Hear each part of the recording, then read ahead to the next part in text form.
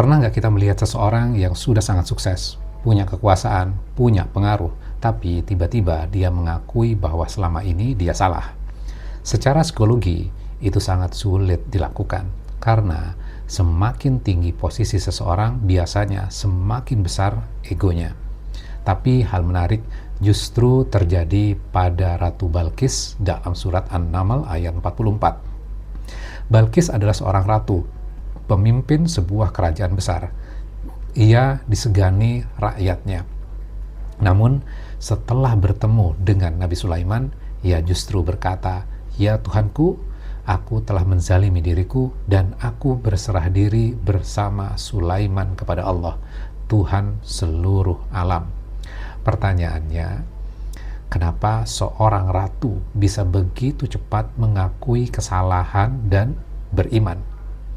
Apakah hanya karena melihat istana megah Nabi Sulaiman? Ternyata jawabannya tidak. Sebelum sampai pada momen itu, Balqis sudah melewati proses berpikir yang panjang. Ketika ia menerima surat dari Nabi Sulaiman, ia tidak langsung marah atau menyerang. Ia berdiskusi dengan para penasehatnya. Lalu ia mencoba menguji Nabi Sulaiman dengan mengirim hadiah. Apakah Sulaiman hanya raja yang bisa dibeli atau benar-benar utusan Tuhan? Ketika hadiah itu ditolak, Balqis mulai sadar, ini bukan kerajaan biasa. Kemudian singgasananya yang berada sangat jauh, tiba-tiba sudah ada di istana Nabi Sulaiman sebelum ia datang. Di titik itu, logikanya mulai terguncang. Dan ketika ia masuk ke istana dengan lantai kaca yang tampak seperti air, ia akhirnya memahami sesuatu. Ini bukan sekedar kekuasaan manusia, ada kekuasaan Allah di balik semua itu. Disitulah Balqis berkata kalimat yang luar biasa jujur.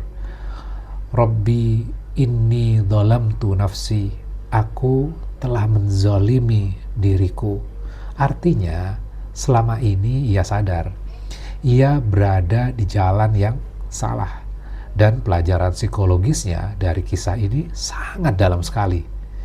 Yang sering menghalangi manusia menerima kebenaran bukan karena kurang bukti, tetapi karena ego untuk mengakui bahwa kita pernah salah.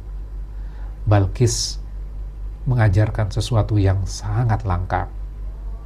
Semakin besar seseorang, seharusnya semakin berani dia mengatakan, mungkin selama ini aku yang keliru.